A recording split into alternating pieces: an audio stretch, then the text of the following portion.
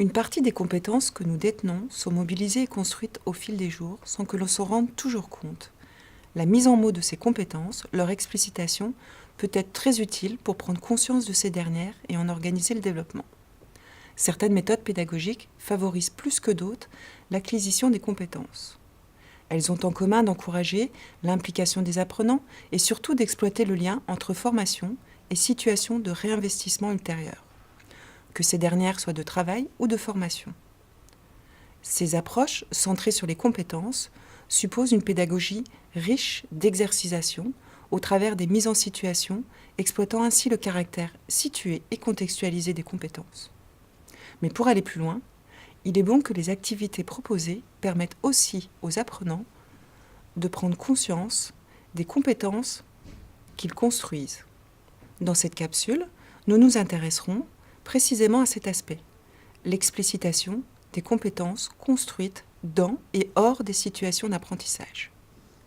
Bien entendu, ces pédagogies d'exercitation nécessitent en amont de définir les compétences que l'on souhaite voir investies ou développer, de les formaliser de manière à pouvoir en soutenir la construction et l'explicitation, mais ce n'est pas parce que l'enseignant les décrit, les formalise, que l'étudiant en prend conscience, se les approprie comme siennes et se sent en confiance à l'égard de sa capacité à les mobiliser dans des situations nouvelles.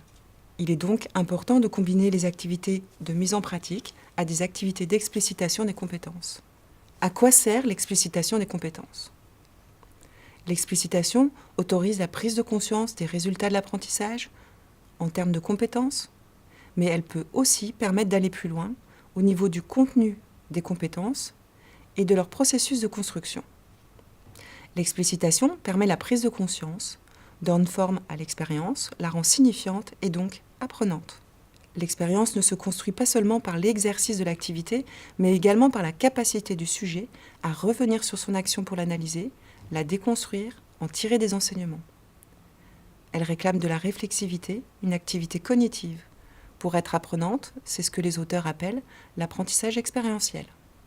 L'explicitation des compétences s'opère selon un triple processus. D'auto-évaluation des compétences, elle cherche à mesurer les compétences.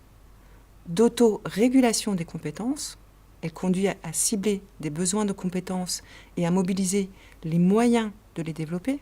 D'auto-reconnaissance des compétences, elle permet de prendre conscience des compétences. Ce triple processus d'explicitation peut porter sur la formalisation et la conscientisation de ces compétences, le repérage de leurs conditions de mobilisation, l'élévation du sentiment de compétence, la mise en projet de soi pour construire son projet professionnel. Ainsi, l'explicitation des compétences invite à déployer des environnements capacitants. Un environnement d'apprentissage est capacitant pour l'apprenant s'il lui permet de prendre conscience de ses compétences et de développer des stratégies d'autorégulation pour les approfondir, pour l'équipe enseignante qui, en soutenant ses pratiques réflexives, est conduite à s'interroger elle-même sur ses pratiques, sur la qualité des environnements d'apprentissage proposés et des acquisitions personnelles que ces derniers rendent possibles. Un environnement capacitant a ainsi pour effet de professionnaliser les savoirs, les personnes et les activités de formation. On peut dire que l'explicitation des compétences par les étudiants et leur réflexion sur les conditions de leur développement amène chacun à marcher et à se regarder marcher.